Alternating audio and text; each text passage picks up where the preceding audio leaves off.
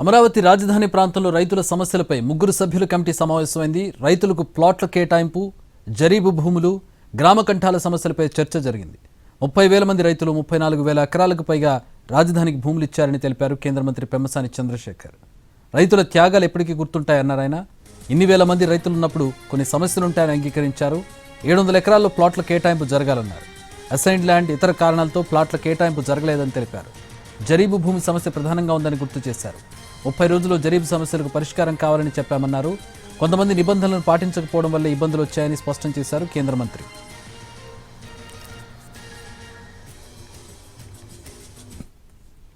స్వార్థంగా వాళ్ళ భూమి జరీబు అని చెప్పి ఎంతమంది కావాలని అడుగుతా ఉన్నారు.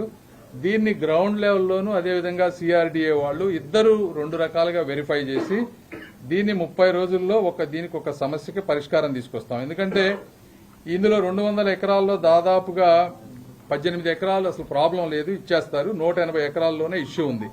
ఈ 180 ఎకరాల్లో కూడా మాకున్న సమాచారం ప్రకారం అంతకుముందు 86 ఎకరాలు ఇది జరీబ్ అని చెప్పి సిఆర్డీఏ డిక్లేర్ చేసి ముందు ఇచ్చింది. అయితే 86 ఎకరాలతో పాటు 100 ఎకరాలు యాడ్ చేసి వేరే వాళ్ళు రావటం వల్ల ఏది నిజమైంది ఏదని తేల్చడంలో ఇక్కడ ప్రాబ్లం వచ్చింది మాకు. ఆ 80 ఎకరాలు ఇవ్వాలా, 180 ఎకరాలు ఎట్లా అనేది నిజ నిర్ధారణ చేసి 2 లెవెల్ రిపోర్ట్స్ తీసుకొని 30 days లో దానికి ఒక కంక్లూజన్ తీసుకొస్తాం.